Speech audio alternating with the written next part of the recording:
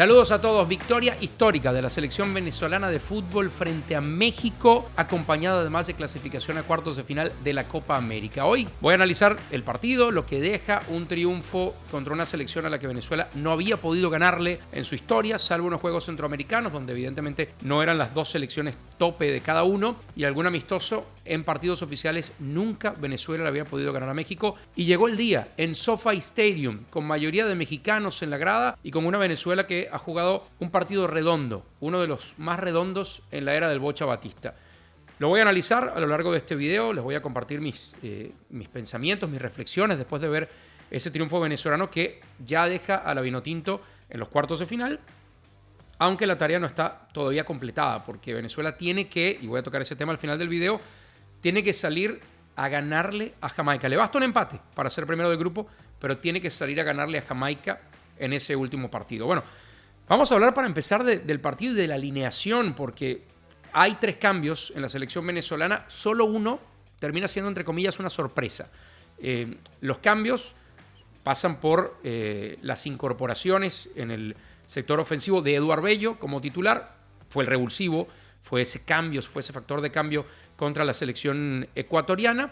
Y Savarino también en función ofensiva. Pero el cambio que sorprende es la presencia de John Aramburu. Y no porque John Aramburu no esté para ser titular en selección, vaya si lo demostró justamente en este partido, sino porque Alexander González venía siendo uno de los jugadores más regulares de Venezuela y en faceta defensiva había contenido a jugadores como Vini Jr., como Luis Díaz en eliminatoria, y parecía que el reto con Julián Quiñones por ese costado iba a ser importante. Bueno, le salió otra vez perfecta al Bocha Batista, porque Aramburu no solo termina dando un partido espectacular en sector defensivo, secando a Quiñones, después tapa un mano a mano sobre el final, cuando México hacía fuerzas para empatarlo, pero además es el hombre que fuerza la jugada del penal, justamente se lo comete Quiñones, quien había sido su marca durante todo el partido, que da paso al gol de Salomón Rondón para que Venezuela gane el encuentro. Yo sé que es un 1-0, vía penal. A mí, en lo particular, este encuentro de Venezuela me gustó más la disposición, el planteamiento, que el partido contra Ecuador.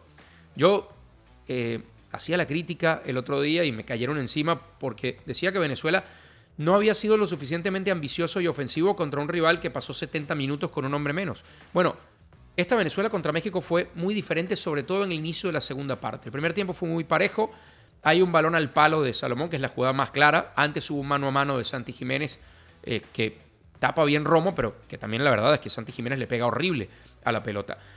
La jugada más peligrosa para mí, ese balón al poste de Salomón Rondón de pierna zurda. Un primer tiempo en el que Venezuela puso de manifiesto la principal virtud de la era Farías, que es de la era Batista, que es saber cerrarse, saber defender, saber negarle los espacios al rival. Lo vimos contra Ecuador. Ecuador, incluso teniendo 11 hombres en la cancha, no increpó demasiado a Venezuela, si bien muchas veces controló el partido hasta después de tener un hombre menos. Pero contra México, Venezuela jugó un partido muy inteligente en la recuperación. Le faltó en la primera mitad ese pase hacia adelante, que muchas veces lo intentó dar Yangel Herrera, que no estuvo en su noche. Aún así lo mantuvo en la cancha el Bocha Batista. Pero bueno, volviendo al partido de Aramburu, para mí, junto con Rafa Romo, que merece otro capítulo y se lo voy a dar en este video, las figuras del partido. Quiero hablar también del partido de Salomón Rondón. Yo les decía en la previa y justo después del partido contra Ecuador que a Salomón Rondón no se le da el justo mérito que tiene en selección, porque muchas veces la gente pide otro 9, pide probar con otro 9 porque quizá espera una cuota de gol diferente de Salomón Rondón. Me he cansado de decirlo en todas las plataformas. A Salomón Rondón no se le puede juzgar por los goles que convierta en selección, porque Venezuela no es una selección que proponga demasiado de frente históricamente, y con el Bocha ha sido bastante comedida, pero el trabajo de Salomón Rondón va mucho más allá. Ya lo dije aquí del partido contra Ecuador, clave en los 2 goles Salomón Rondón, uno dando un pase atrás y el otro con un cabezazo casi a ras de césped, se tiene que lanzar para cabecear esa pelota que da paso al rebote y al gol, el segundo gol de Venezuela. Entonces, la verdad es que a Salomón Rondón, yo pienso, a esta altura se le tiene que empezar a dar ese crédito. Va a parecer atrevido, pero para mí la carrera de Salomón Rondón como futbolista, entre los futbolistas históricos de Venezuela, hoy está a la par de la carrera de Juan Arango. Juan sigue siendo, para mí, el mejor futbolista en la historia de Venezuela por diversas razones. Porque no hemos vuelto a tener un tipo con esa zurda, con esa calidad, con esa manera de pegarle al arco, con esa elegancia.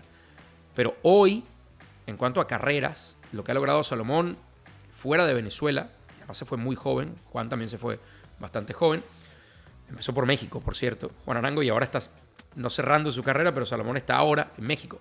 Pero a nivel de legado en selección, hoy me parece que, y de carrera en general, de lo que han hecho con sus clubes fuera de Venezuela, hoy la carrera de Salomón Rondón está a la par de la de Juan Arango. Y el liderazgo que pone en la cancha Salomón Rondón, pocas veces lo hemos visto en selección nacional, lo hemos visto con Tomás Rincón y con otros capitanes en otras eras, lo hemos visto cuando hablamos de un defensor central, se me ocurre José Manuel Rey, para mí referente en su época. Pero bueno, Rondón está hoy en un nivel, a sus casi 35 años, superlativo. Es el que más presiona, es el que más corre al frente. Y hoy volvió a generar mucho en ese sentido. En la segunda mitad se juntó con Soteldo en una pelota que México regala por presión justamente de Rondón y que termina en una pared en la que después le pega de zurda a Salo y vuelve a pasar muy cerca la pelota. Para mí, ¿saben cuál es la mejor noticia de la segunda victoria consecutiva de Venezuela en Copa América? Que lleva 2 triunfos al hilo y todavía no hemos visto un partido redondo de Jefferson Soteldo. Soteldo mejor hoy contra México que en ese partido contra Ecuador. Ecuador lo secó, Preciado le aplicó una marca durísima.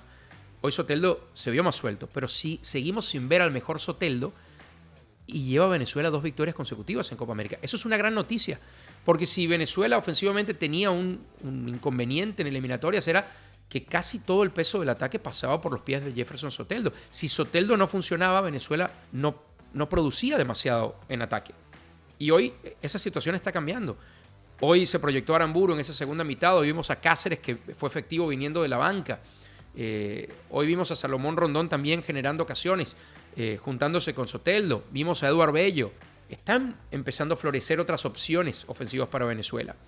El otro tema de que se habló mucho en la previa es ¿cuándo vamos a empezar a ver a los jóvenes? ¿Cuándo vamos a empezar a ver a Telasco? ¿Cuándo vamos a empezar a ver a Tuti Andrade, a Matías Lacaba, a esos jugadores diferentes en ataque? Yo no creo que vaya a ser pronto, y lo decía en la previa.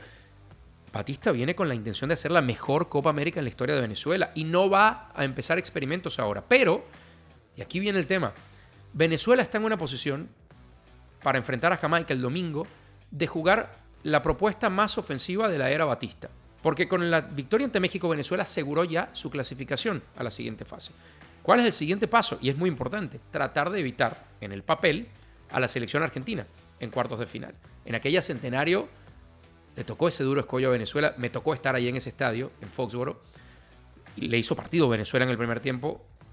Hubo un penal que termina tapándole Chiquito Romero a Seijas, que pudo significar el 2-1 en ese momento. Pero bueno, volviendo al presente.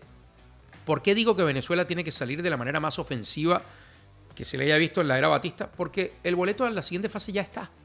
Y si ponemos en la balanza el riesgo de ir a buscar el partido y de ser ofensivo contra un rival que está eliminado, como Jamaica, contra lo que se puede ganar si se asegura. Yo sé que el empate le da a Venezuela el primer lugar, pero no hay nada peor para empatar un partido que salir a empatarlo. La mejor manera de sumar al menos ese punto o soñar con un poquito más es salir a ganarlo. Y Venezuela se puede dar ese lujo, o se debería dar ese lujo, porque ya tiene la clasificación asegurada. Y ahí es donde yo creo que puede haber un refresco. Ahí es donde yo creo que se le puede dar un descanso a Salomón Rondón, porque ya sabes que vas a jugar un cuarto partido.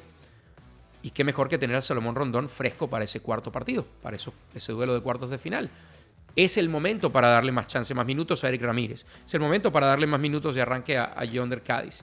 Y es el momento quizá para ver a los Tuti Andrade, para ver a los Telasco. No digo que haya una revolución en el 11, pero me encantaría que, sabiendo que el boleto está amarrado y que lo que sigue es tratar de sumar al menos un punto para asegurar el primer lugar, tengamos ese refresco y empecemos a saber qué nos brindan esos jugadores jóvenes en el 11 titular, o por lo menos de arranque del segundo tiempo.